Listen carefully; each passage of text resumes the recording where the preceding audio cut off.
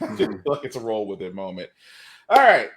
Yeah, we're live. So, welcome everybody to the Give It podcast for blurs, for nerds. If you have a fandom, you are most certainly welcome here. I'm your host, the most Will Buchanan, of course, the man to my left, your right, depending on how your screen is flipped. What do you have for us today, sir? My name is Joe Tonello, and my multimodal phasing array is fully interlaced with the Positonic Grad Matrix so we can get through this coffee-based nebula. I'm mad because I know where you got that. I know where you got that from. Oh, that being said, guys, we do have a special guest. This man needs. I keep on saying this man needs no introduction, but I feel like I'm gonna have to do it. I feel like he needs to have You're it. literally about to introduce him, so he needs an introduction. Yes, but this man, this man, if you look at him, he is known by a man of many names. He is known as we call him the Sun Man. He, of course, when he first came out, was seen as the Black He-Man. But I think after this week, we can call him Hawkman. I think we can call him Hawkman after this week. So with that being said, we do want to welcome back Hellspawn _cosplays to the Give It podcast. How are you this evening, sir? I am fine. It's been a long week. It has been a very eventful week, but yes, I'm fine. Thank you for having me. Appreciate it. Oh, you are certainly always most welcome back here. The reason why I mess with Hellspawn because number one, I live vicariously through this man. Because his workouts make me want to work out more. And number two, what he has done, not only with cosplays, but just for the culture, just for extending out representation and making representation matters. And just first and foremost, he got to literally stand right next to Rock and Aldous Hodge and pretty much ask this man, "We need you." And he goes, "Cool, I got you." How many folks can say that? Yeah, I'm sorry. That to me that's a flex. I know you're very humble, but that's a major flex on that you're able to that your cosplay has been able to take you that far.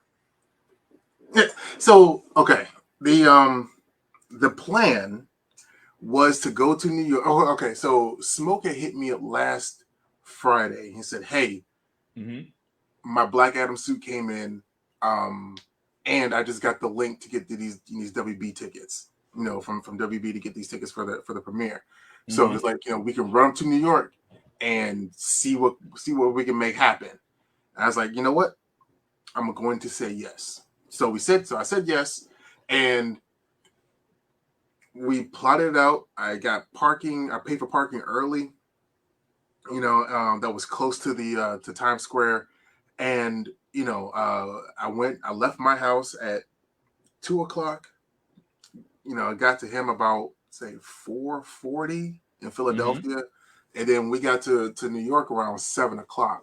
And it was he was talking about he was nervous about making things happen, and I had to tell him, I was like, we can't. I was like, lower your expectations. Because we can get there and we could just be shut out. Who knows? We're coming to enjoy ourselves. We're coming to do as much business as possible, but lower the expectations so that you'll never be disappointed with what we were able to accomplish up here. Okay. And he's like, saying that's cool. I'm glad you with that kind of mentality, because I was really much of the like just go with the flow type deal. And because I had the parking garage would not allow us to park before 8 a.m. because that was my reserved time, was 8 to midnight. So I had to find some place just to sit, right? I park at this one place, sit. I go to the bathroom, got to go to, got to walk in the middle of Times Square to the McDonald's in that area. And I walk past the Good Morning America like area where they've got like the big window, and you see Michael Strahan, and he's like huge. Like I didn't realize he was as big as he is, like 6'7", 6'8". And I was like, okay, it's cool. And they got a whole bunch of people in front of the thing, because I guess they know that The Rock's supposed to be on that morning. But the thing is, I guess they don't tell anybody where they're going to have the interview. They just assume that it's going to be at the GMA studio. So I come back to my truck. Smoke, goes goes and he, use the restroom, whatever. And he comes back and he's still trying to like get in the mindset of just going with the flow. And I was like, see, you're so focused with trying to make something happen that you're just not allowing things to happen. Because look who just walked out that building. He looked over and it was Dwayne. Because apparently I had parked right across the street from his hotel room. Room. And so he came down, and then Michael Strahan comes right around the corner, and they have the interview there. As opposed to the Good Morning America studio, because they didn't want him to get mobbed or whatever. So I told him before they get started, he's like, you better go have your moment. And and Smoke got out the truck and he pulled out his phone and hang on, I can find that, because the fact that you got that was the one thing I saw where I was like, what timing do you have to where you pull up, look to your right, and you can literally see The Rock coming up? I'm sorry, go ahead. No, I said that was how I knew the day was going to be okay. I don't know. That's timing and a half. And I gotta get to that, because when I saw that, I was like, because when I first saw on your Facebook, I said, ain't no way. And yes, I'm going to use language on this one. I was like, ain't no way in hell his timing is that goddamn good. It's like, when I tell you, it's like, he's like, hey man, you kind of, and I can hear you sitting there talking to him, like, hey man, you might want to go. Opportunity's knocking. And the fact that he hopped out and was able to get that, but I mean, yeah, that is absolutely crazy that you're able to have that conversation, not only with him, but I have to show this one, because this is still my favorite out of everything that you did that weekend. This by far is still my favorite. That you literally.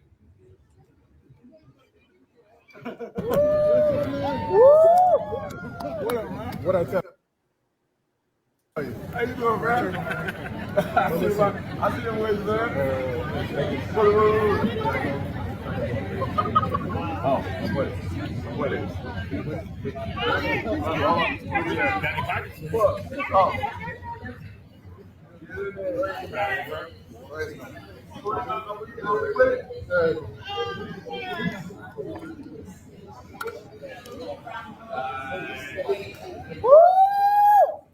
Bruh, at that moment, I would be like, okay, we good. We out. We out. I had one more. I had one more flash drive in my hand to pass out.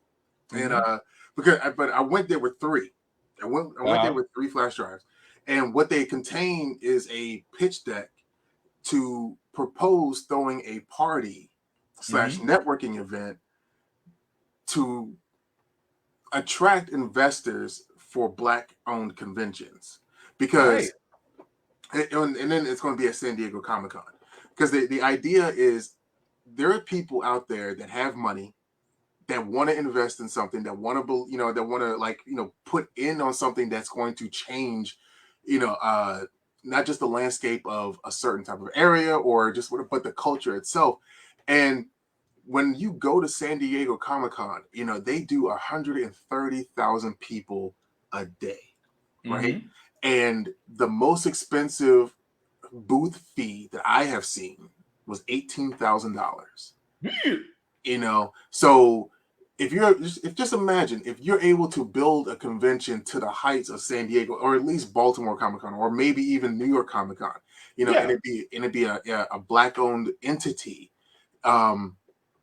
Not only would you be serving the culture, but you'd be serving the city, because San Diego shuts down for 4 days for nothing but San Diego Comic-Con attendees.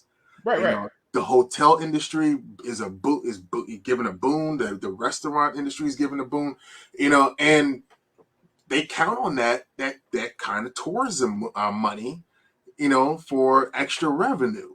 So why can't they go to Oakland for Afro Comic Con? Why can't they go to Austin, Texas for DreamCon? Why can't they go to Atlantic City for J1 Con? Philadelphia for Black Label Comic Con. I mean, and then BlurredCon does pretty well, but it can always do better. It's just, why not have people who do not understand the culture of geeks see the benefit and see the pinnacle of what, because like honestly, SDCC is Mecca. Yeah, You know, yeah. You go, you see it's the pinnacle of what a comic book convention can be. If we can have people invest in that, then not only are you helping the culture, the kids, but you're helping the city, you know, and then you're helping your pockets because that return on investment is going to be ridiculous. Oh, definitely. Oh, by a landslide. I mean, you already see what, you know, BlurCon's pulling in. You already see with I want to say, if I forgive me, HBCU Con, if I get this wrong, I think that's how y'all have it. I think that does that. Oh, you're shaking your head. How does it go? They don't make no money. That was not a. Well, we still want to at least put y'all. We still want to put y'all out there. At least. I mean, that was a cookout. That wasn't a convention. So okay, fair enough. But see, the ones that I listed off are well-established entities that, you know, have been able to not only complete several conventions but be self-sustaining. And if we can, you know, not only because they've also turned a profit. So I can't sit here and say certain conventions or certain gatherings are, you know, are a focus of mine when it comes to this endeavor. It needs to have been making money so that they can have something to pitch to these investors, so that these investors aren't looking like, well, you know, aren't going to tell them, well, I'm gonna give you another 5 years, baby, before you get your grown pants on. You know what I mean? Like, I don't want to put them in that position. Oh, don't get me wrong. It's the Deion Sanders approach. I get it. I mean, you see what he's doing over at Jackson State, and he's completely changing the entire culture over there. So I get where you're coming from with that. But I also have to play this, though, because I did find the clip. And here's the one thing. I do not believe in coincidences, but I do believe in timing. And if this was a D&D game, you rolled a +20 with this, because let me set this up for all y'all. This is where Hellspawn's talking about, where him and his friend. Now, keep in mind, I haven't played the video yet. They're in the car. As this video plays, when I say this was timing, this was effing timing. You feeling good, Eric? Dude. Let me tell you something. It's coming of the perfect storm. The perfect storm. I'm telling you right now, you couldn't ask for anything better than that. Wait till you see tonight what we got cooking. Oh my gosh, it's only just begun. It's only just begun. You feeling good, Eric? Dude. I mean, for the simple fact of the matter, like you said, you guys were just rolling. You look to your right, and The Rock is just casually having an interview across the street. Now, of course, in his case, I didn't show the one where he hopped out, because I don't blame him. I would have hopped out too. I mean, when he hopped out, I was like, oh, he didn't say nothing but a word, because that's exactly what he did. He hopped all the way out. I mean, full on. Oh, I'm gonna get this. I'm gonna try. I thought that was his moment. You know, like I'm staying in the truck because, you know, it's I'm in a no standing zone. I don't blame you, because New York don't be playing about their traffic citations. Dude, we saw a Range Rover they had 3 or 4 tickets while we were standing out there, and then got a boot on it within the next like 40 minutes. Yep. They quick. Man. They are quick, and they do not play.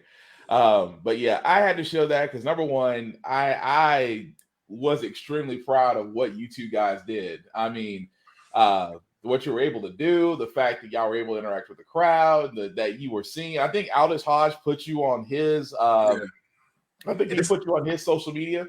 So the thing is, when I first debuted the Hawkman suit, it got his attention. He shared my reel to his story, and I ran into him by chance at San Diego. Mm-hmm. You know, I was leaving a Paramount Plus party, and you know, I just happened to look to my left, and he was just chilling, like t-shirt, ball cap, whatever, just hanging out. And so I was like, yo, I think I know you. And he's like, I think I know you too. And you know, that's when I pulled out that video. It was like, you know, two Hawkmen just standing together, whatever. And you know, when I asked him, I was like, you know how big my wingspan is, and he was like, you know how big my wings are? I'm like, as if it was like a dick measuring contest. And that's why he said what he said. It's like, I see your wingspan, you know, because he remembered everything. Yeah. But you know, I also know that he's a co-founder of a concept studio that does, you know, like a little bit of geeky stuff. So when I said to him was that Black-owned comic book conventions could use your help, that's what he was like, oh, I'm with it, you know. And I had the plan to give him a flash drive with the information on it. I wanted to talk to Dwayne, but I couldn't because he never came over to me. And then I just happened to see RDC World of DreamCon. He was there, and I haven't been able to get through to their email system or their DMs or whatever. So the fact that I was able to give him a flash drive about his own convention, you know, was fortuitous. So I'm just glad I brought 3 as opposed to just bringing like 2 that I was going to give it to. Well, that's still cool though. So before we get to the topics, I do gotta say this because number one, first off, again, I live vicariously through you. Number 2, you're the only cosplayer I know that has an action figure that was done that somebody looked at your cosplay and said they wanted to make an action figure out of you. And I know the last time this one still works. But see, this one my son can play with because like the head is magnetic, right? Yeah. Right. This one that you're about to show, that one is not. You can't play with that one. He told this guy Benjamin. Benjamin's French, and it's coming like he's using Google Translator when he talks to me. But he basically let me know that this is a collector's item. This is not a toy. So nice. Yeah. And the reason why it took him over a year to figure out how to make this work is because he couldn't get the texture of her hair right.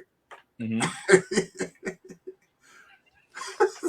was like, that's the most like on the nose thing in the world. Like, that's right. All right. Wait, I mean, he took the time though. Oh, that almost took me out for a second. I mean, yeah, I can see he did get it right. I mean, I'm sorry, just the way you phrased that took me out for a second. But no, for it to be again to have a collector's item figurine, dude, there is. I mean, again, I mean, I know you're really not a hang your head up on this. You know, that's a rap situation. The fact that you are just getting accolades after accolades after accolades, dude, I just have to congratulate you on that. Because number one, how many cosplayers could sit there and say that they have number one, a Funko Pop, number 2, a collector's edition after them, and who can sit there and say that they met Hawkman, and all within the span of 3 weeks? Yeah. I'm sorry. That's effing impressive by any standard. That's effing impressive. But again, I just wanted to give you your time to shine on that, man. Because again, I do believe in Black excellence. I do believe in celebrating our people. I do believe that giving your time to shine, things of that nature. And I know we talked about Black Adam. You didn't really get to see it. Plus, The Rock kind of already spoiled what we already know about the end scene, which apparently, if you've been on social media, you can't avoid it. Some people have actually uploaded the cutscene. Yeah, they've already. If you go to TikTok or Instagram, there's some pretty bad cam scenes of it. But yeah, they put it out there for the world to see. But before we move on to the rest of the topics, I was going to ask this. Oh, actually, Joe, what do we have on the docket first that we were going to talk about? I was told this entire thing was going to be Star Trek. Well, we can start there. We can start there. I was told like this whole podcast is going to be nothing but Trek. Well, it started out that way. It started out that way, and then we decided to go off script. That's completely fine. But I mean, that's actually how our last podcast ended, was the fact that we got on Star Trek and it just went completely from that point. I will say this because I did catch up on Lower Decks. I will say this: Lower Decks is funny as hell. Really do like the direction of it. Can't really argue there were so many Easter eggs in every episode. But Hellspawn, because you're the guest, have you had a chance to watch Lower Decks? No, I have not. Let's see. I watched, I think, maybe like the first 2 or 3 episodes, and then I got pulled away to something else, and I've just been I've been consistent with Rings of Power, She-Hulk, Andor, One Piece, My Hero Academia, and I think if I depending upon how I feel tonight, I might start Chainsaw Man. Yeah, I don't know. Like I've been watching the consistent like stuff, you know. And now that the Rookie is back, I don't know if I like Feds so much. I mean, I don't know. It grows on you. I will say this: after watching the last 2 episodes of the Feds, it grows on you. I mean, Niecy Nash can't do no wrong, in my opinion, but that's a whole other story. That's the thing. Like, I didn't watch the Dahmer series, you know, for reasons, but I heard that she was amazing in that. And then I'm watching Feds. I'm like, how do you go from that to that within the? I couldn't watch Dahmer. I'm sorry. My fiance, she is a serial killer, murder mystery nut, and she can watch no problem. I'm like, I'm good. I don't want to really watch something about a cannibal, but you know that's on you. But no, just give the Rookie Feds a shot. One Piece, that's my white whale. I am somewhere in the 900s and still trying to catch up on that. Oh, really? Yes. I am still trying to catch. I have a goal to catch up on One Piece as soon as humanly possible. But yeah, I'm still in the 900s. But so far, it is. Don't good. stress it. Just enjoy. I mean, you're in Wano. That's all that matters. Don't get me wrong. I'm loving the arc. I'm watching right now. It's just like you said. I mean, Chainsaw Man. I will ask you the next time when you have a chance to watch it, what your opinions on it. Because me and Joe have seen it. Joe, I know we talked about it kind of off the rec before we went live, but what did you think of Chainsaw Man again? It's this generation's Guyver. Yeah, it's kind of it is kind of on the gory Mappa side. I mean, the first episode kind of was weird because it like wrapped up the dude's entire plot right there.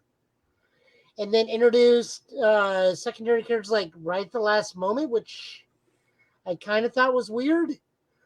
I watched at that point. I just watched it went back and rewatched it purely for the animation. The Studio Mappa was really good. The Yakuza thing was weird because those guys were such low totem pole in the Yakuza. Like they're like a lower branch of a lower branch of a lower branch because none of those dudes are dressed well enough to be ordering and giving money out. The suits weren't clean enough. The suits were. I will agree with that. It was kind of a little off-putting, but honestly, the first episode, I didn't mind it because again, every first episode is going to be weird.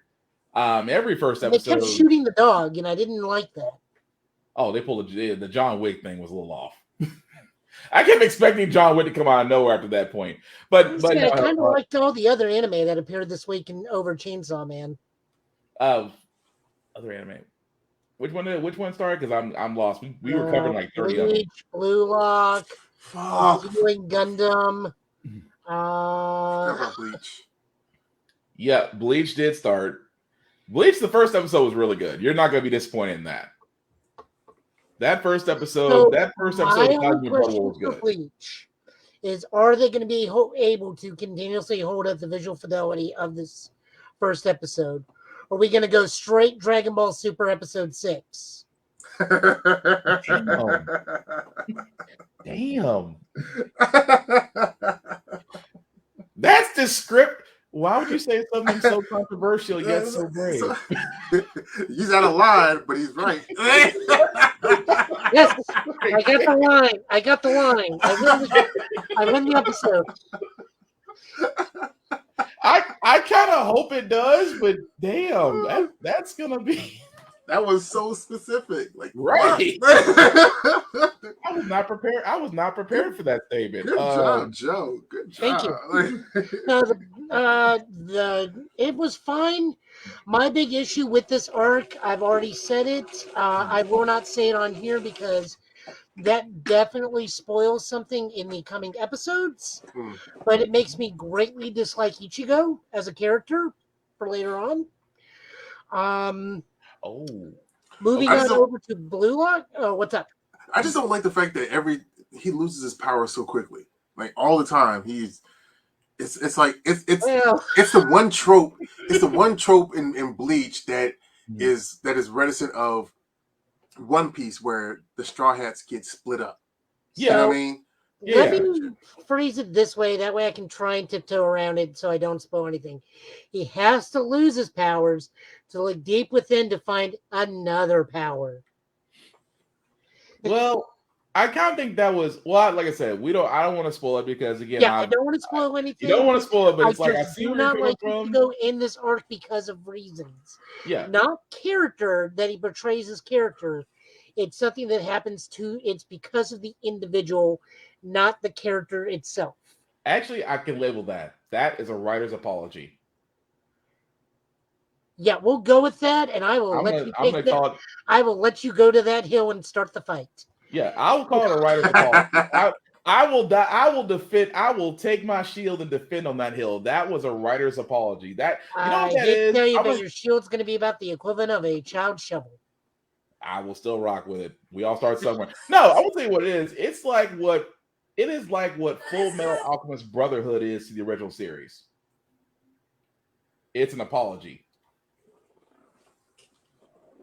And I can't if it's an apology, then he won't be what he is later on down the road. But I can't say it because if I say my reasoning why now, it will spoil everything. That's the reason why I have to summarize that. Let's move on for Bleach before one of us slips up, because I know one of us will. Pretty much. But Blue Lock, fantastic. It is Kuroko's basketball meets Mob Psycho 100 with soccer. Damn. That's a lot. Soccer with psychic powers. No, not psychic powers, but like everybody is like Kuroko's basketball, where they all got like that one hyper specific ability.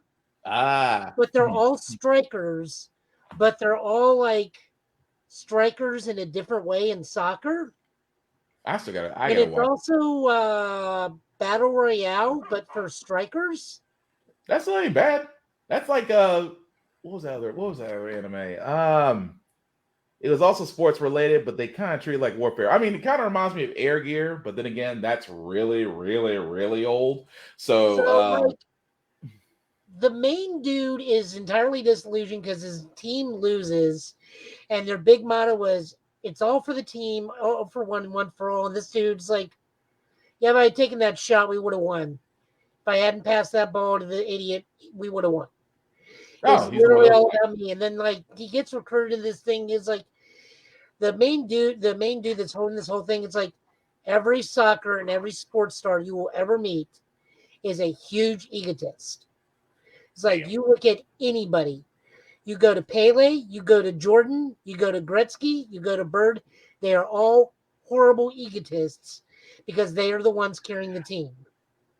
You're not wrong about Jordan, but you ain't wrong. You're not wrong about Jordan, but Jordan admits it. But or so did Pele. He even like gives a Pele quote. I mean, the Pele, I was like, Pele can be argued, but Jordan, yeah, he kind of admits it. So there's that one. Highly recommend that. Witch from Mercury, still good. She is the cinnamon roll that will absolutely kill you later on. I don't know. The first episode was pretty good because, to summarize, Joe, you gotta tell Hellspawn, what was your summary of Gun the Witch from Mercury? Because have you seen it yet, Demetrius? I have not. So This is the most. This is in our rankings of disrespectful ass beatings. Yeah, this is number 2 on the list. The main character runs up on the school bully, slaps him in the ass, disrespects his mama's parenting, hides behind several of his fangirls, challenges him to a duel. The secondary plot girl tries to steal the Gundam. She gets the Gundam back. And immediately when the school bully challenges her, and I'm gonna say his equivalent to a Rickdom, which everybody calls red. I think all these kids are colorblind in this school because it's clearly purple. Her shield turns into bits and Swiss cheeses dude's unit, and then immediately he's like, "Did I win?" It's like, honey, can you send him the clip?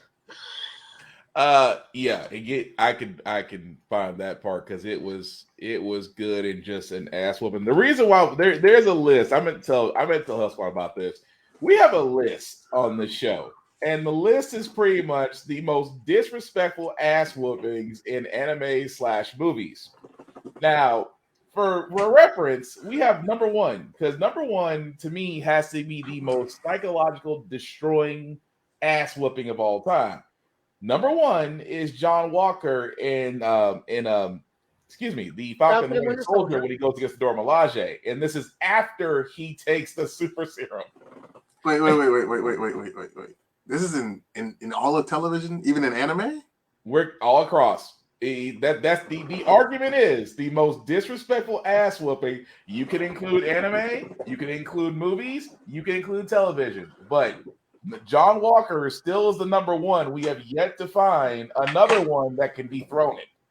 Number 3 is Goku and Gohan, and by that I mean letting Gohan fight Cell and giving Cell a senzu bean. Yeah. Okay. Any of the JoJo fights? Anything involving Dio. Yeah. Anything. I mean, no. I just put together an LED system that has like a little camera that points to your TV, so it reflects the colors on the back of the TV. And my lady just put the whole JoJo on, and was it Jotaro? Yeah, Jotaro just beat somebody's ass in the most disrespectful way possible because he had to stab him in the face, if you remember that part. But in any case, there's that one, and then no, wait, I take that back. Number three is Cisco versus Q. Cisco versus Q.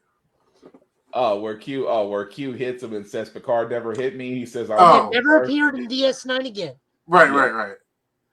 I still think Ichigo calling an ambulance for multiple people before he starts whooping their ass is kind of disrespectful. This is true. That's true. I have that as 4. Is this disrespectful, or is this him making sure his forgetting makes rent by the end of the month? Forgetting his family business is an infirmary. Yeah. But it's just the fact that she's timid, but still has enough nerve to hide behind somebody else after you slapped his ass. And then turns around and gets challenged. But no, I did have Ichigo. That's number 5. Because you got to be ballsy as all get out to call an ambulance in order for multiple people and then proceed to beat their ass. Detrimental, yes. Mental, I'd give it about 3. Didn't Yusuke do some disrespectful shit too? Yusuke's number 7. Yusuke beat the mess out of a bully, but he kind of snuck up and did it. It was kind of a roll up on sight kind of thing. Okay. Because to me, if you're gonna do disrespectful ass whooping, it's gotta be mentally destroying as well as physically. It's like that's why I keep using John Walker, just because if you saw him afterwards, this man was destroyed. I mean, you had him questioning everything. So that's the reason why I was sitting there saying that, okay, if it's gonna be a battle in that case, like I said, forward them to me because we can get a panel together, and that's something I'm going to do. I think that's exactly what I'm going to do.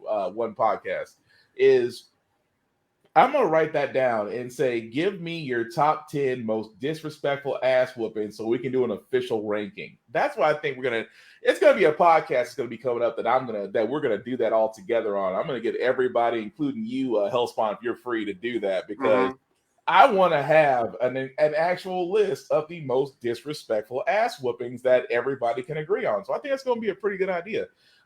It's also going to be a reason why we're never going to be able to monetize this show because of too many clips.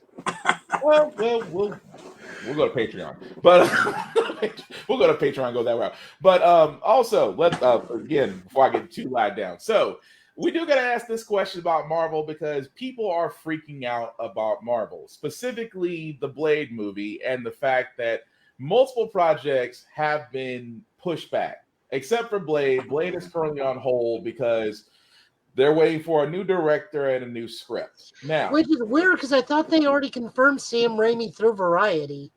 Oh, sorry. Correction. Sam Raimi. No. They are saying they're looking for a new director, so I don't know what happened there.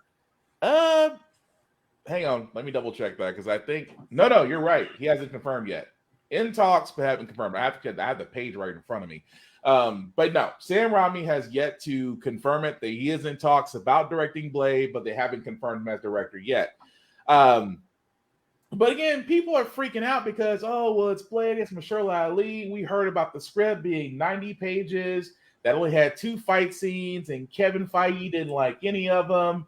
So people are panicking because Blade has been moved from November 3rd of 2023 to September 6th of 2024.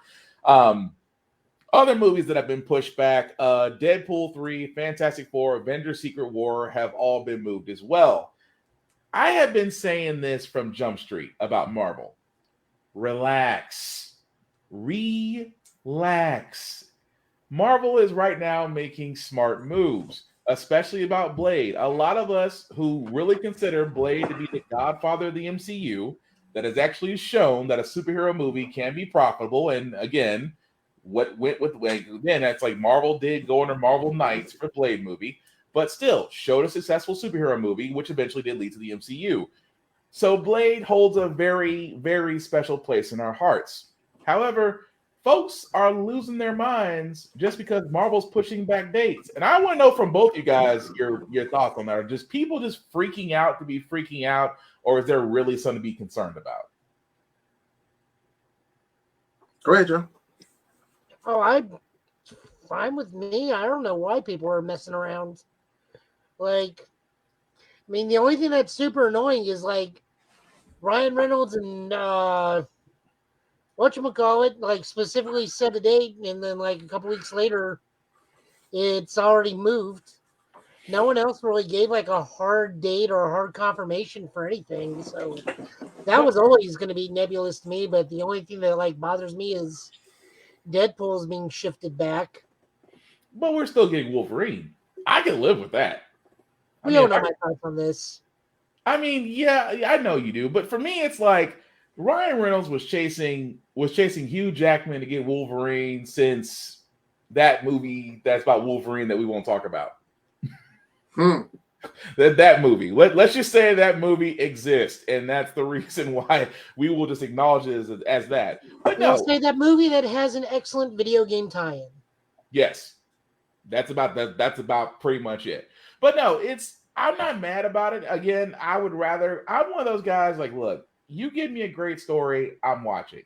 You give me great action, I'm watching. If you need more time, cool. Nothing wrong with that. Especially with Blade. I'm like, Mahershala Ali will do great. He has proven himself to be a great actor, especially Cottonmouth in Luke Cage. Who should have never died. I love this Cottonmouth Luke Cage. What do you say, Joe? Who should have never died. I agree.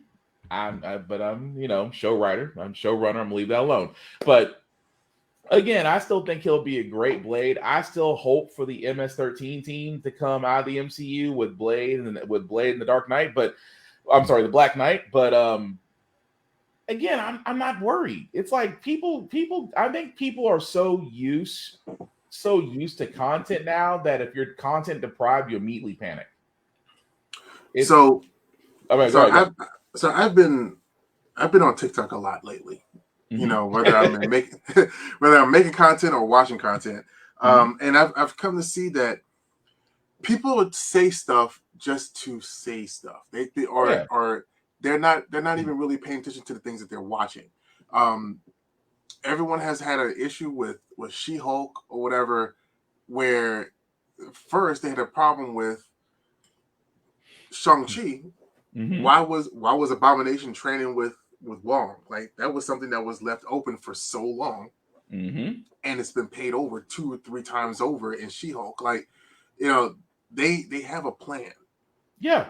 I don't understand why people have short memories to the point where they've given us 13 years and 34 movies. Mhm. You know, look, think about it.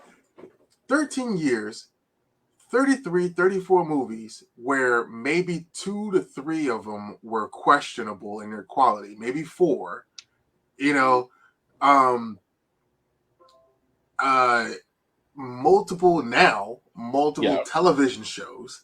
You know what I mean? Like, and honestly, I see the reception of Werewolf by Night, Mhm. and then that being included in you know, the whole, like, you know, Midnight Sun situation. Go ahead, give Blade a little bit more time to you know, to gestate a little bit. Let's rework that story, because we see how well that part of the universe works when Right. it's, like, you know, on its own. Because I enjoyed Werewolf by Night. You know, Oh, it was perfect. It was amazing. yeah. My You question know, is, does that make Blade Star-Lord or does that make Blade Drax? Well, Blade has a personality, so he'd be more Star-Lord than Drax. What Blade are you talking about? Because every Blade I've seen says about 5 or 6 words. Well, I mean, But- Drax is literal though. He is the most, even in the comics, he's still the most literal person. So, did you really call Blade a Drax? And we've already gotten a hint of what Blade's personality is going to be like from the Eternals. When Right. When he showed up in that post-credit scene. He's like, "Are you Yeah. sure you want to do that?" You know what I mean? Come on. Yeah. You So know, that's like, like- he's all right. Yeah. Okay, that's so why it's official that he's the Gamora. Got it. But no, I mean, you're exactly right. I think people just talk to be talking, especially which I love that you brought up She-Hulk, because I did want to ask you guys about that. Oh, yeah. No, that's fantastic. But first and foremost, She-Hulk, I have to think there's a specific group of people I have to think out there. The trolls. Thank you, trolls, for basically writing the last 5 episodes of She-Hulk. Because technically, for the ammo that y'all gave the writers and the showrunner has been nothing but amazing. Yes, we are going to talk about it. So if you haven't seen She-Hulk, you might want to mute us for the next few minutes. From the idea of just Informatica being a bunch of people that just like, I'm not hating on female superheroes. I'm just saying it's better as a guy. Or, you know, why does she have to have superpowers? Why does it always have to be a woman? I'm like, if you go back to TikTok, if you go back to Twitter, Instagram, any social media, and you can almost hear word for word everything the trolls were saying was produced in She-Hulk, and how they wrapped this up with a pretty little bow was brilliant. And I said this on my social media; it was absolutely brilliant about the season finale, but especially with so many things, the Kevin robot. The fact that she really did prove, I mean, again, for all those that don't know, Jennifer is a fourth wall break character. She is going to talk to the audience. She's always talked to the audience. So for a lot of people to sit there and say, well, it just doesn't make any sense.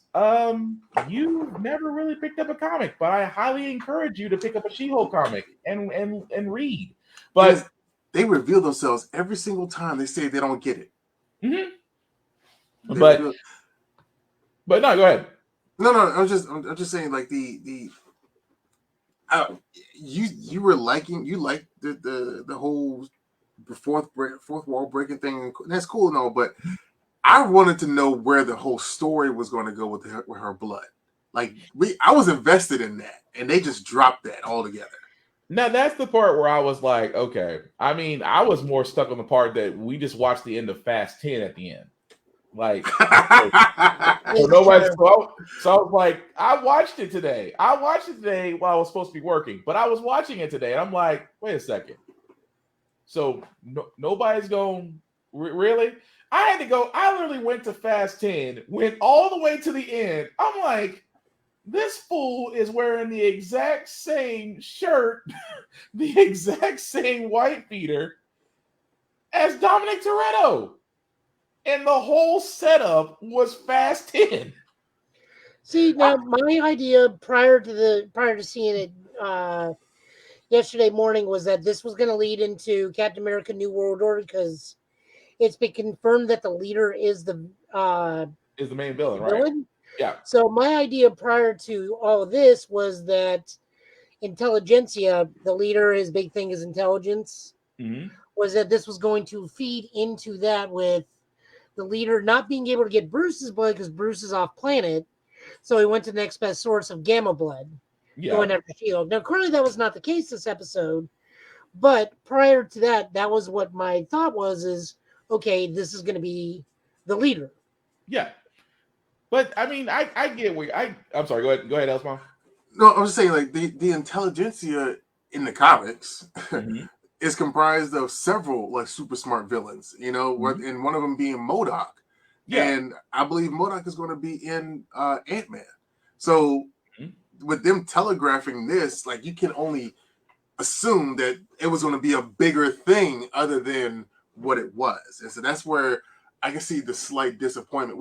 Which if we're being completely fair, She-Hulk spoke to women the way that Falcon and the Winter Soldier spoke to black people, and the way that Marvel, Miss Marvel spoke to, Indian folks. You know what I mean? So it was not made for us. It was made for them to be kind of tongue in cheek, and put a thumb in our eye type shit. So I can suspend my disappointment for what but see, I can't even say I'm mad because I got what I wanted to see in that Daredevil episode. So like I saw her smash and smash.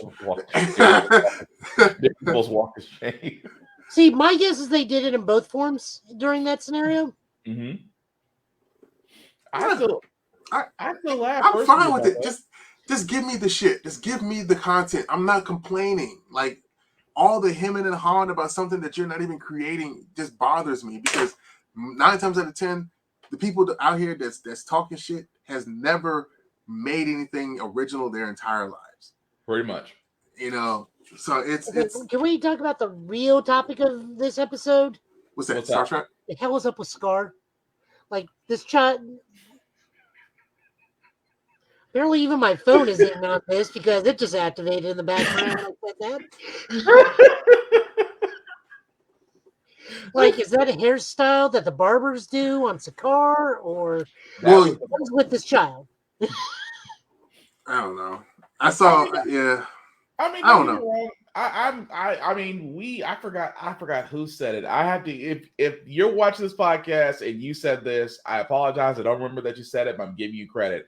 That I'm not mad that the Planet Hulk storyline came to place. Now, where is it going to fall with all this? That's going to be the question as far as with Scar being around. But again, I'm still stuck on why they made Smart Hulk look like Dominic Toretto and didn't say, there's always room for family. I'm surprised that line didn't. That's going to bother me if we do get a Planet Hulk movie and it is Smart Hulk. Yeah, because it doesn't. I have Planet Hulk and World War Hulk. I don't think Kyra is going to go for the bumbling sweetheart. No. Did you see the size? Huh? Did you see the size difference between Abomination and Smart Hulk? Yeah. I was like, man. There's a reason why Smart Hulk and Pantheon needed super big guns. Yeah. Although Emil Blonsky, I think, you know what? This is why I love Marvel so much, because they will spin us in circles and watch us dance, only to have the person who we thought was the leader turned out to be, I just did it for money. That's all. My favorite thing on Neil Blonsky was he wasn't even a part of the intelligentsia. He was like legit hosting what he thought was a motivational speaker party. He was just doing his like actual thing. Abomination was grinding. That's what he was. He's like, you do this for me. He's like, these are speaking engagements. These are purely financial. I love the fact, it's purely financial. I got nothing to do with these people. But no, I love the fact that, it was so many red herrings throughout it. Now, again, the blood not going the way we thought it was. But still, it's still fun to watch. And at the same time, I loved how she resolved it. It's like, we're doing the super soldier serum again? No, we don't need to do that again. Why does everybody in the Marvel Universe have daddy issues? At this point, this person over here has 2 dads. I also like that she name checks the X-Men just outright, like, and then like mugs to the camera and gives a thumbs up, like, where are the X-Men?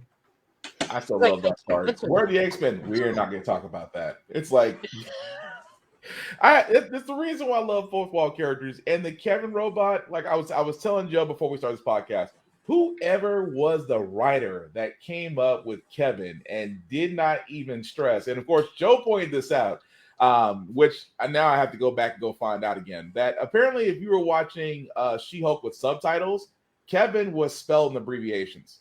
Yep. So again, they broke down the abbreviation or the code name for him.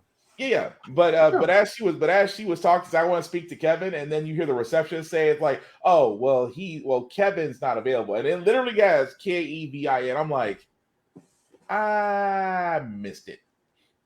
But no, the robot Kevin was definitely good.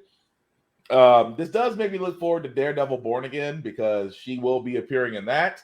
But then again, anything with Charlie Cox and Vincent D'Onofrio in it, I'm watching. As long as if they keep the Kingpin size, I don't need humongous Kingpin.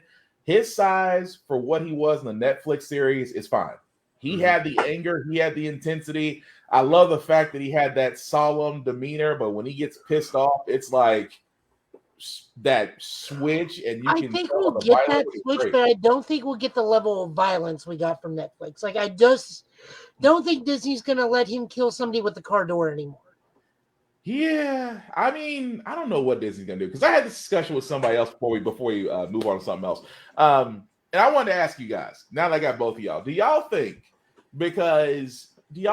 that Disney will ever give us outside of Deadpool, because Deadpool is already adult in itself? Do you think Disney will ever go more adult storytelling for some of their heroes, or will they have it separate from their Blue Sky content, or do you think they'll ever risk it? I don't see why not. I mean, they've already started. Well, they've already allowed for the platform to have rated R content by having the parental controls on it. So right, that's money on the table that they've been leaving for years. And then Werewolf by Night was so gruesome. For me to sit here and think, like, is this TVMA? Like, right. I had to pause it to make sure that it wasn't. It was this TV-14. I'm like, well, shit, they get away with a lot, because that arrow through the jugular situation. I was like, oh, that was the 1980s TV-14. Man thing frying somebody from the inside out. See, yes, several times. That's simple stuff there. What he's talking about is like, I feel they will make it R-rated depending on what character we're doing. Like Punisher, you don't have a choice in the matter. Pretty much. There's no PG for that. You are intrinsically tied. It's got to be TV and MA, or it's got to be R-rated. I don't think you can get away with a PG-13 Ghost Rider. Like, they will have to be like 1980s PG-13. Like, we're talking Aliens. Oh, you talking about the screen off, and then you hear the shot, or then you hear the slice, or then you hear whatever sound effects attached to it. We hear the chains rattle, or we see the eyes blaze for the pen and stare, then a cutaway and a scream in an alleyway. Yeah. See, let me jump in real quick. The idea that they have the reason why most studios don't do R-rated movies is because it diminishes, one, rewatchability, two, how many tickets you can sell for it, because you can't buy kids tickets for it unless you're that kind of parent, whatever. So if these are factors, then Disney Plus being the outlet for more mature, adult-oriented things, especially if they're only like 53 minutes, like Werewolf by Night, Yeah. gives them the leeway to have a lot of like creative projects that propel the entire thing. And if we're looking at Daredevil as an example, he came from a really hard R realm. Yet the next time that we see him was in PG-13 No Way Home, and now what TV-14 She-Hulk, where he was likable, lighthearted. You know what I mean? He was adorable. Is that all of that can still transfer over to the new Disney Plus series, and he can still whoop asses in hallways. You know, as long as there's a hallway. You can also walk right into the office wearing the "I'm not Daredevil" Christmas sweater. Although I have to agree with Hellspawn, there needs to be at least a few hallway scene fights. Because I'm sorry, that one little tease in She-Hulk, I was mad about. I said, so the first time we see Daredevil, we get a hallway fight scene.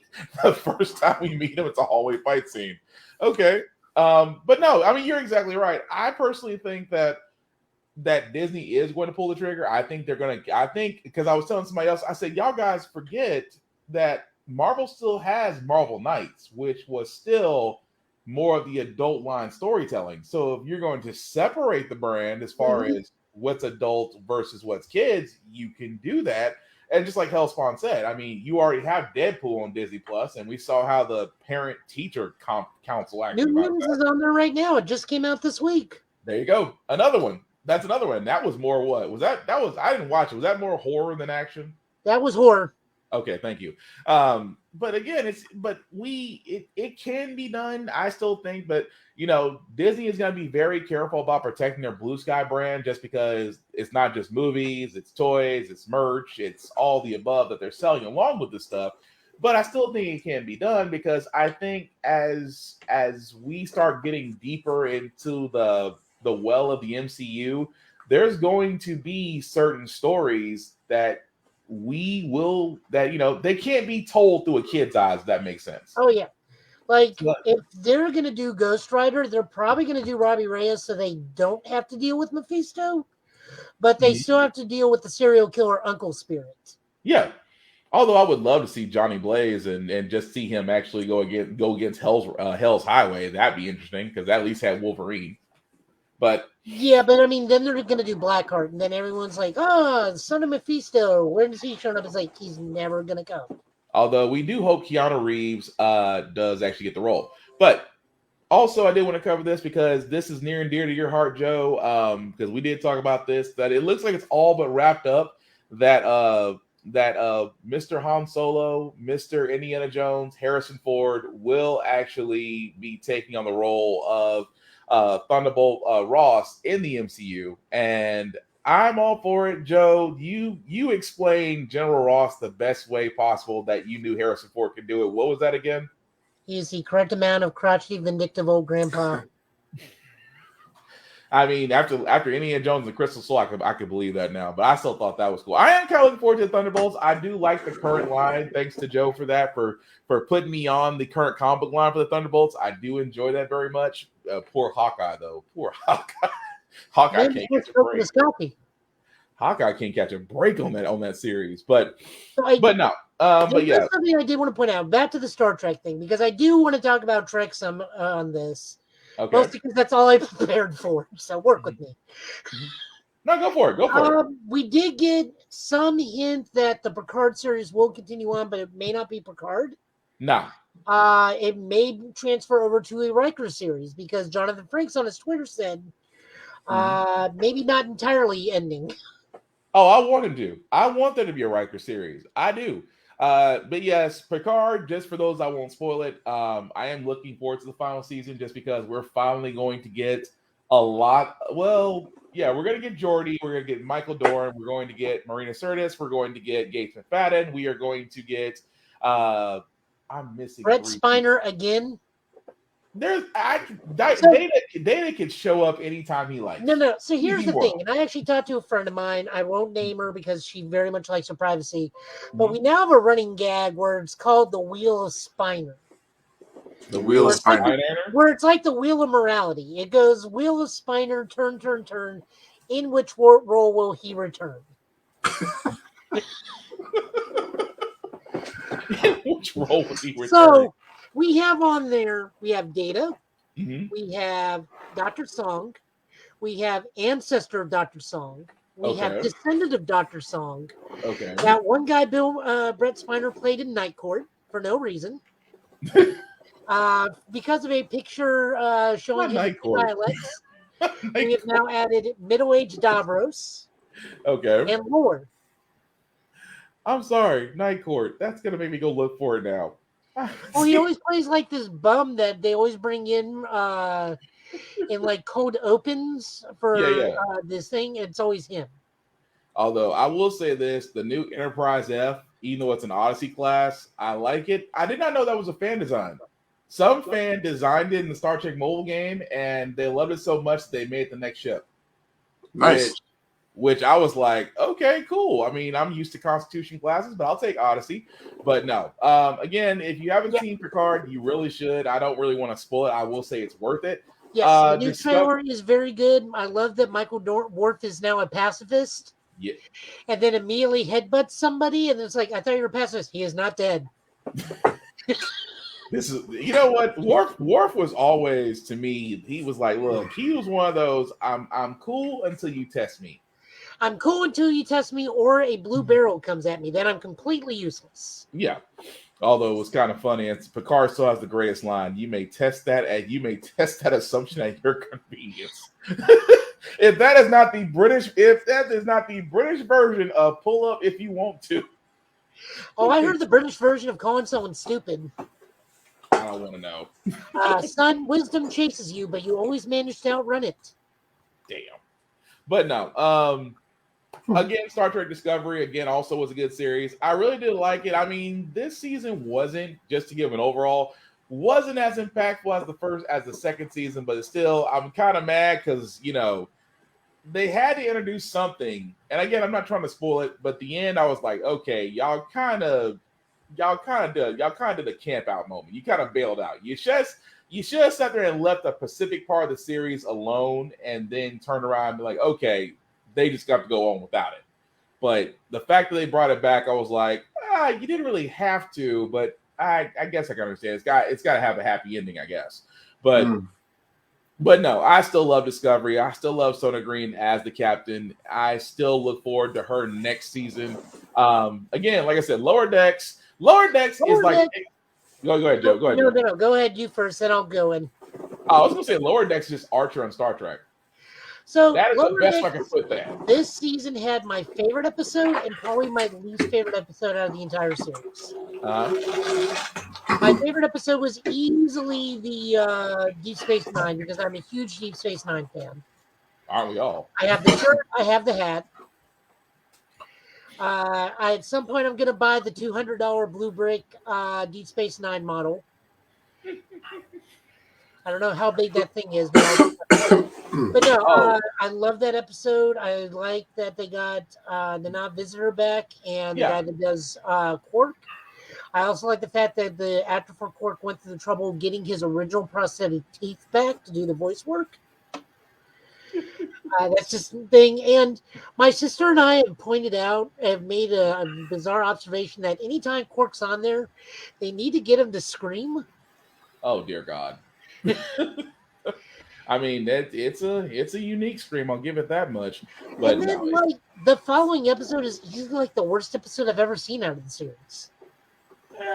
It's the peanut hamper episode. I wouldn't say it was bad. It was awful. I mean, it's not.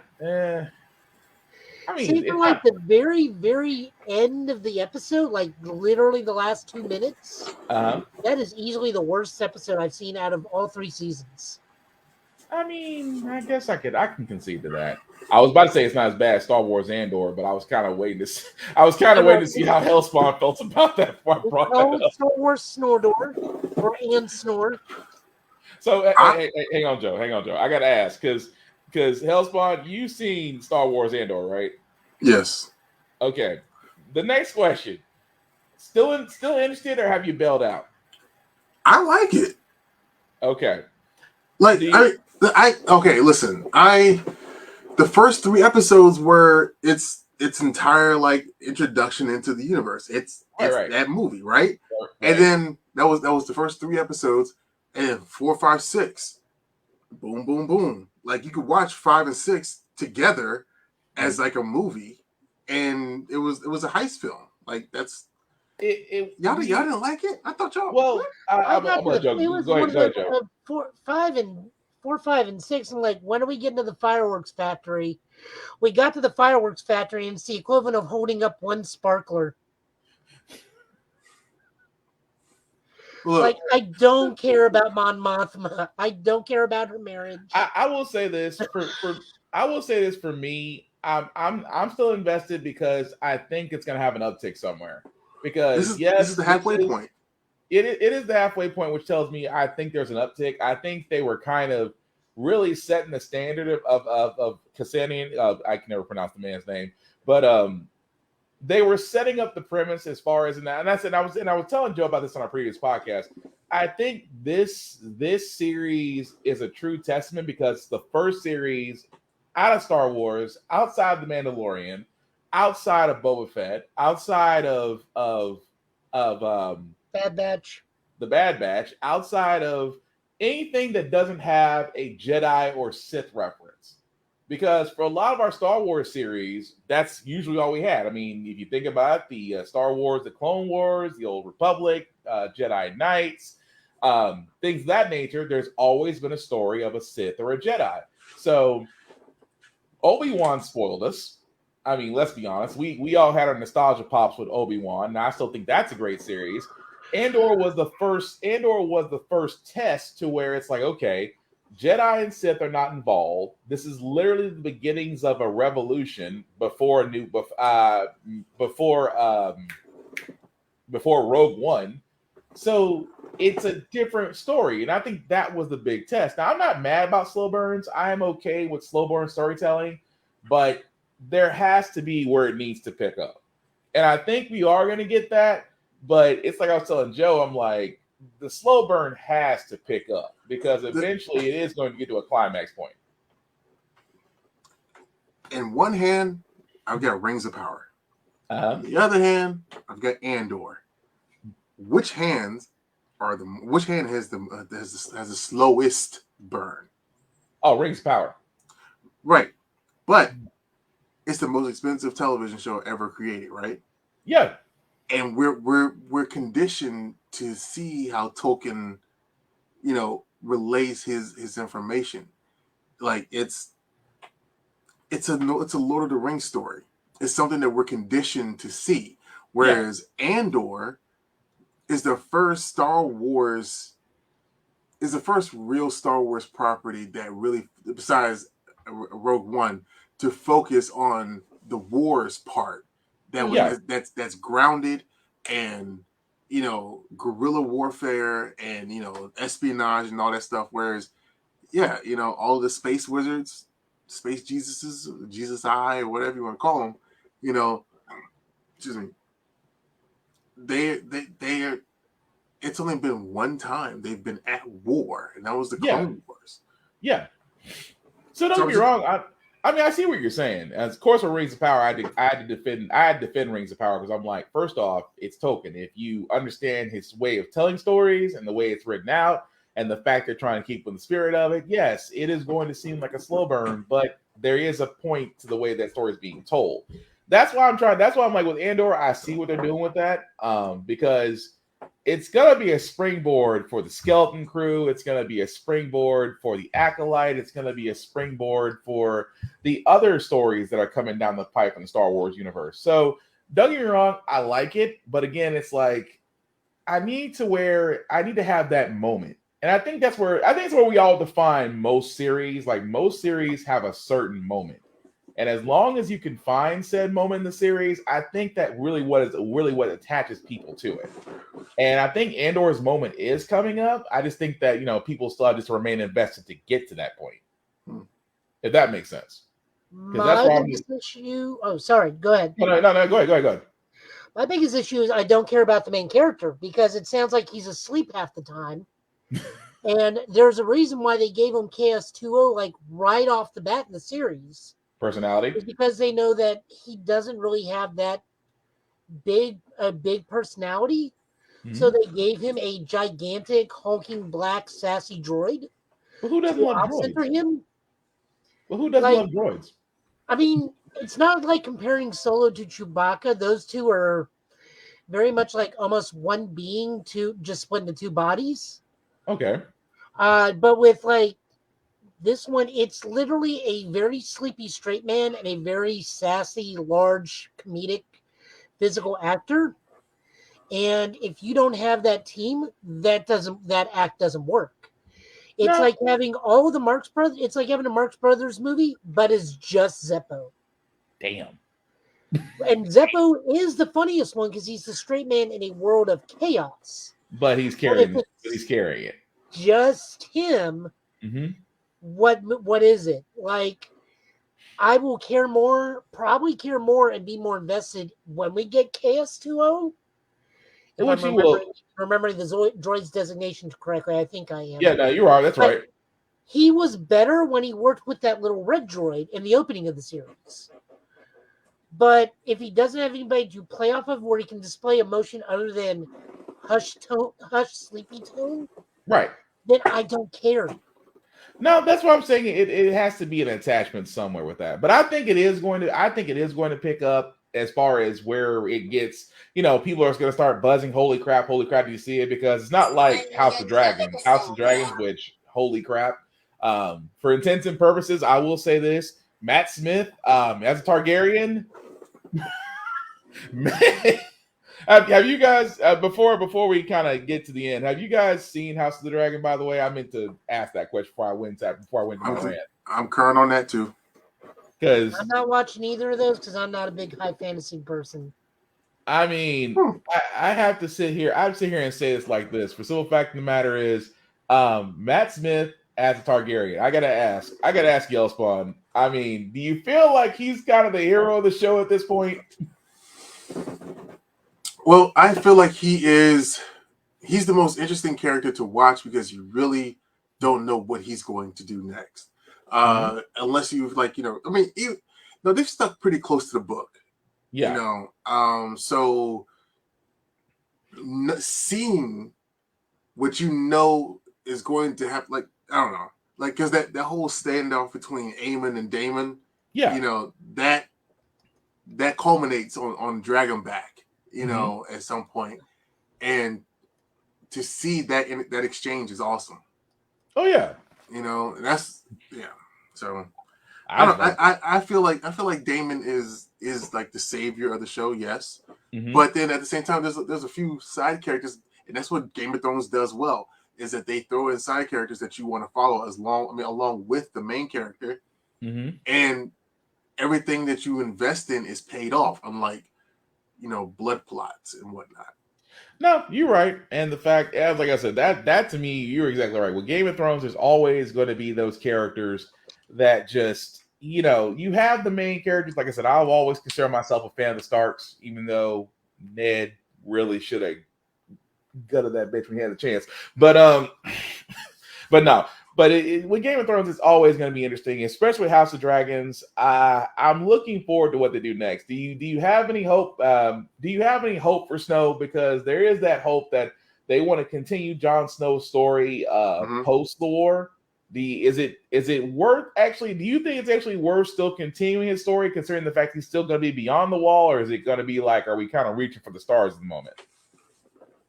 Well, considering the fact that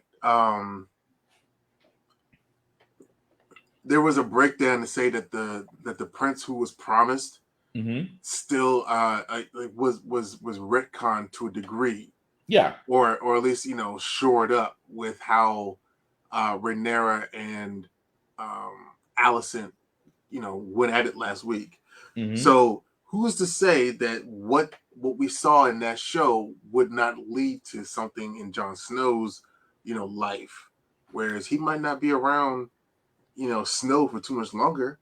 If that's true, he can get back, and I don't know. I really don't know what the plot could be, but it would be dope to see him on Dragonback.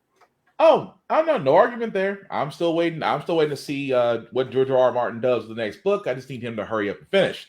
But with that being said, I think we're gonna call here because usually we have went over some hills and some valleys. So before we kind of call it in, sir, Hellspawn, again, thank you so much for being on.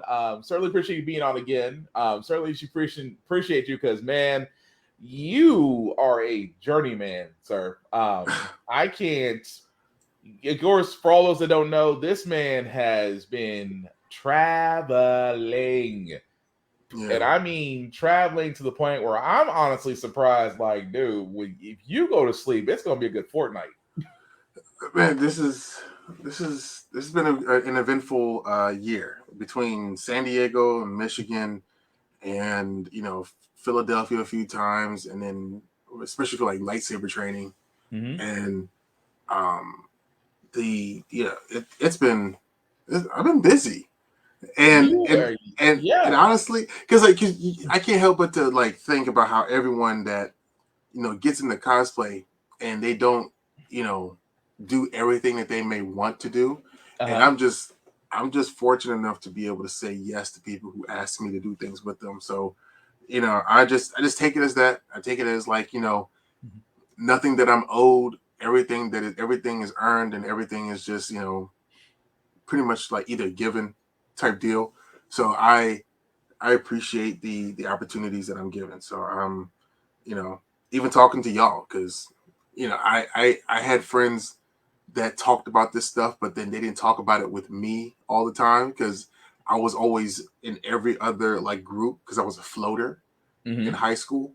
So I talk about them now with my friends, but this is dope. I appreciate you inviting me on.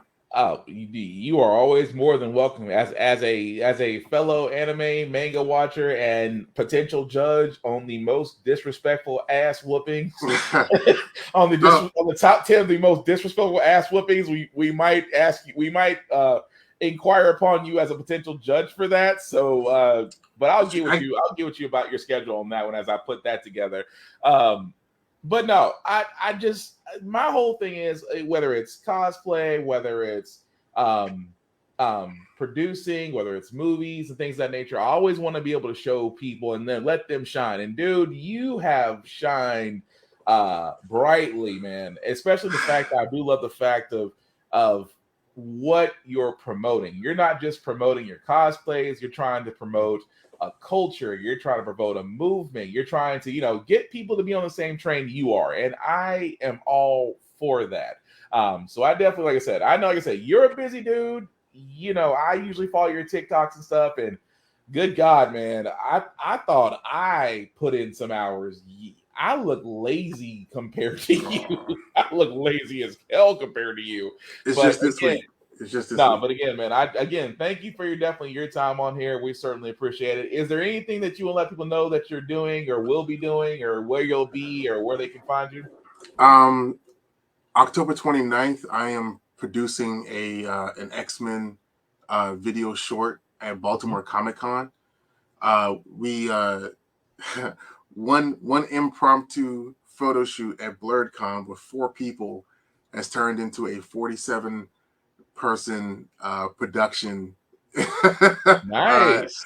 With storyboards and composers hitting me up from IMDb, and it's I can't wait to see. And I got some of the top tier cosplayers coming from like NYC who did like their Apocalypse and their Cable, and I got a Nimrod from Dragon Con coming. I mean, I can't wait to just have all of these people together just so we can just take pictures and do this production. Nice. There's that. I'm sorry, I just got your list for disrespectful ass whoopings. I was like, damn, I forgot about that one. But go ahead. Right, no. I sent that question to my fellas in my group chat and Joe. So like just off a tangent. So Joe, this one says Aizen stopping Ichigo's comeback theme. The Green Ranger jumping the MMPR crew. Damn, I forgot about that one. No, wait. Did we mention that one, Joe? About I Green think so. Ranger? I think we talked about Green Ranger. Okay, we did. Okay, we did not. We did tag that. Okay. The Gulf Custom taking out all of the gun tanks in the 8th MS team. MS Dang. team. No, I don't see that as disrespectful because they're just gun tanks. Okay. Okay. Char Bazooka headshots Kaisila Zabi. That is disrespectful. Yeah, And I'll then- give that one. That And is then disrespectful. Yeah. The Bride versus the Crazy 88. And then there's- Are we on Mentally disrespectful versus revenge at that point? I mean, the Crazy 88 all got dismembered. They all lost something. No. Well, at that point, then they're just the crazy 176. Yeah, that is also true. Oh, but while I'm thinking about this Hellspawn, I know there was a documentary that you were a part of that were showing off the African gods and goddesses. I Right. forgot the name of it already. Do you remember what that was? It's called. It's just a generic Juneteenth. Enter the deities of the African diaspora. There we go. That's all I was looking for. Okay, I can send that to you. Yeah, because also, guys, he was a part of this project, which again, I am all for learning about history, especially cultures, different cultures. And what Hellspawn and other cosplayers did was actually do a documentary about this. And I freaking thought I had it on me, but I don't. But I'll thank you. But let me actually put that up there for this, because for all those that do not know, especially about the African deities, you definitely should look at this. I am actually going to, as soon as Xfinity allows me to. Okay, there we go. So for all those that don't know, this was the Juneteenth, Enter the Deity of the African Diaspora. Again, talking about the African gods and goddesses that Hellspawn cosplay and others actually did a documentary on. It is actually on YouTube right now, as you can see right there. I'm putting up there for the world to see. Definitely watch it. Again, education is everything. So I highly recommend that you watch it. Because again, I've shown that to my son and showed it to my fiance and people as much as I could. I think it is very well done. I think that, like I said, passing on that type of knowledge is just awesome to me. But again, thank you, Hellspawn, for at least, sharing that, because I was like, I should have had that up when I was talking about that. But as far as that, sir, like I said, you can usually find Hellspawn. Where can they find you? Because I know where I can find you, but where can they find Hellspawn? TikTok, Hellspawn, and then Instagram, Hellspawn_cosplay. I would say Facebook, but I've been hacked. And you've been Zuckerberg. I've been waiting for Meta to do its job. Like I've been in Meta direct. only has 30 active users. They're never going to get to you. I swear. And the thing is, like, I actually know a Meta employee that I met at San Diego, and he's done all the escalating he's capable of doing for me. Damn. He said that you just have to wait, and I'm like, I don't want to start a new page, but I kind of have to with all the new shit that's happening. Yeah. But that my page on Facebook, you know how hard it is to get followers on Facebook? Woo! I got 37,000 of them, and I lost 2,500 in the first 2 weeks because whoever hacked me before was posting some of the most disgusting shit ever. And I just don't want to just give up and just give it's that. Oh, but yeah, but then you gotta turn around and build back up. But I see where you're coming from on that. And like I said, when it comes to Facebook, unfortunately, Meta doesn't care. I mean, I have to agree with Joe on that one. Meta doesn't care unless you got some heavy pull somewhere. And even if you got some heavy pull, they still will turn around and just really just dog you out.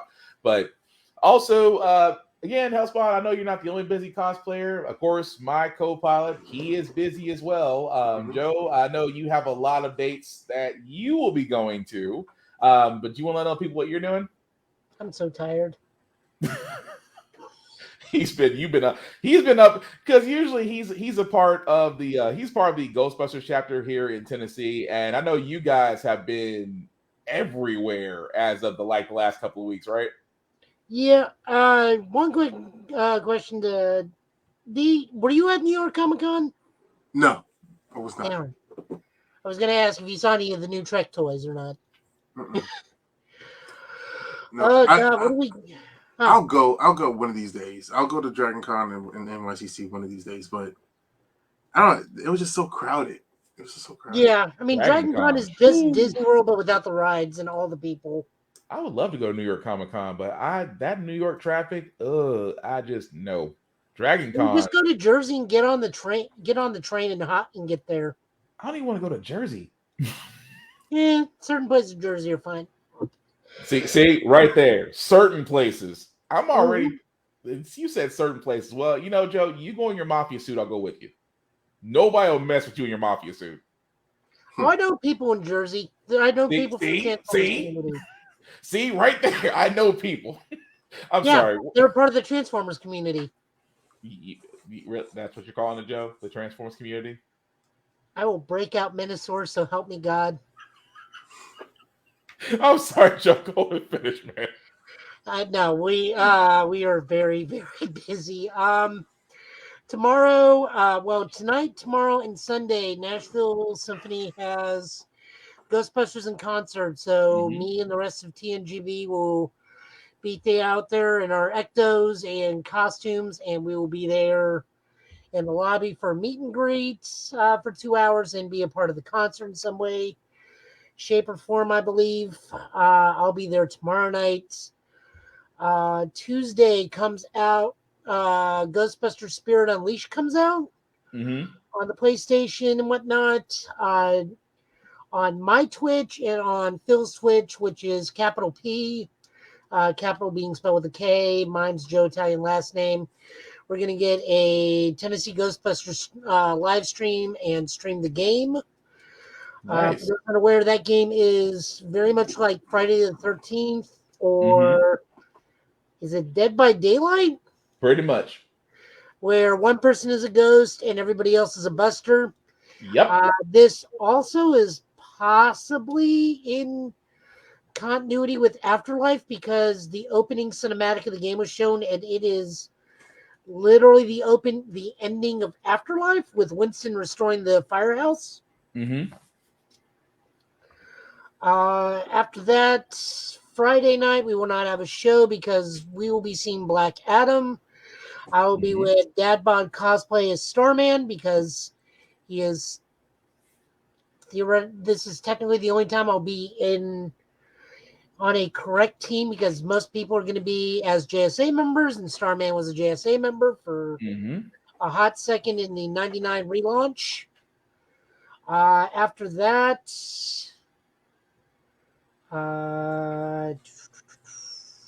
y'all are both making me look lazy. Y'all are both making me look lazy right now. The 22nd Cosplay Collective in Tennessee Ghostbusters will be at the Special Needs Walk. And then I have to go to my high school reunion immediately after that. Do you have to? I mean, I already paid for the ticket, and we're going to get drinks and just sit out and chill. Yeah, it's not going to be a big thing.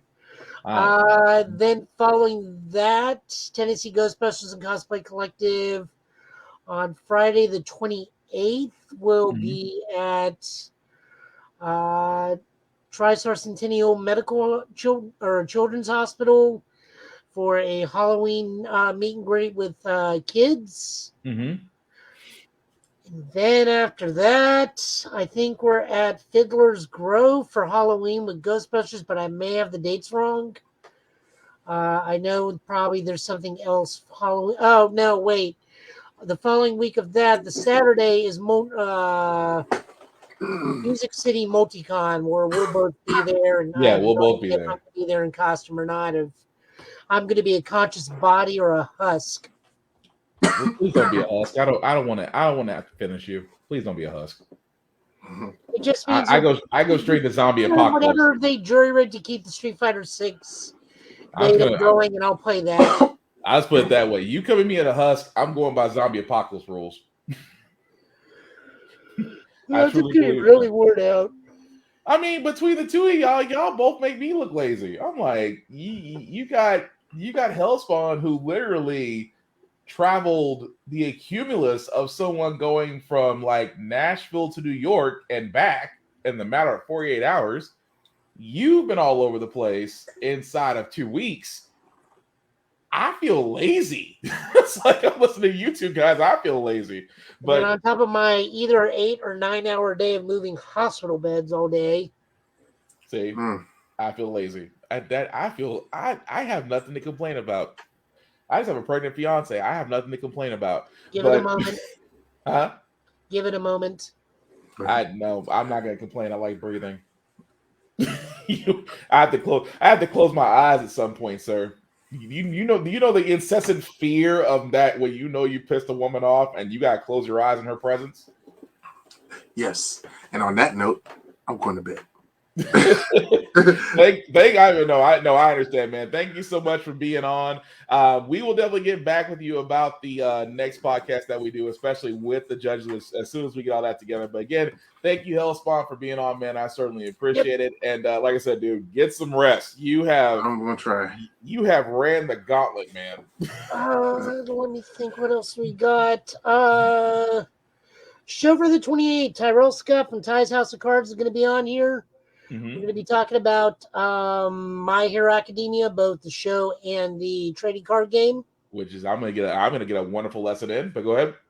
Which also just got updated. We're going to be having Standard coming back, meaning My Hero Academia, Street Fighter vs. Darkstalkers, Soul Calibur 6, Mortal Kombat, original property, Yu Yu Hakusho will all be legal again. Nice. To make the match, make one coherent deck. Cool. And like I said, since I've never done this before, I'm basically going to be a newbie in all this, so this is going to be fun. This is why I gave you the 15-minute or less video. Oh, I'm going to watch I have a 10-minute or less video. Oh, I got them both. I'm going to watch them, but I'm still going to be asking a whole bunch of newbie questions. Oh, yeah. No, it's fun. It's a very fun card game. I've been doing it because despite what they want people to forget, this card game system originated in Tennessee over in Memphis. Nice. I did not know that. But also, before you wrap up, Joe, again, like I said, we also do want to shout out, even though we didn't do a comics poll this week, we still want to show love to Rick's Comic City, guys. They do, especially if you're in the Middle Tennessee area, definitely check them out. They were voted #1 place for comic books, especially if you're in the Nashville, Clarksville, Fort Campbell, Kentucky area. Definitely check them out. You can also go online, as you see right there, at rickscomiccity.com. Definitely check them out because, again, they support us, so therefore we support them. We want to show them love back, but definitely check them out at any of their 3 locations. If you are unable to... Happy birthday, Rick. Oh, happy birthday, Rick. Definitely want to shout you out, dude. Also, if you are unable to get to a comic book store, please check out your local library. Your local library still has the most up-to-date comics, manga, and multimedia. And even in 2022, you can still get a library card to actually read and watch to your heart's content. So definitely support your local libraries, support your local comic book stores. Just wanted to make sure we got that in. But what else, Joe, did you got going on?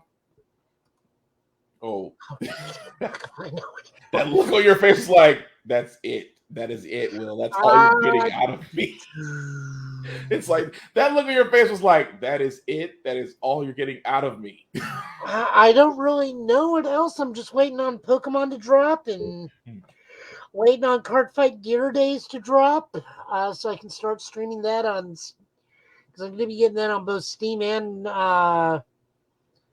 Game Boy. Because I mean that comes out like the day before Pokemon. I have no idea what that company was thinking. I still want to order a Steam Deck just because it looks cool. And that I don't. Aren't you going to be doing like God of War real soon? Yes. Not till November, but yes. Let me think. Wasn't there another game that came out this month on the 20th? Not that I know of. The only ones I know of is God of War and the next one, which would be, well, actually, I don't have a PS5, so I can't play that. Even though it comes out, I don't have a PS5 or Xbox Series X yet. But while Joe's looking that up, Dragon Ball Breakers that no one cares about. Not to cut you off, there's a following for that. There are actually some folks who are looking forward to that game. I don't know why. I mean, to each their own. Oh, right. Mario Rabbids 2 comes out. I heard that's supposed to be super duper good. I've never played it, but I have the first one. The first one's a lot of fun, and it's a lot better than not Starcom. That's a cartoon. Mm-hmm. XCOM.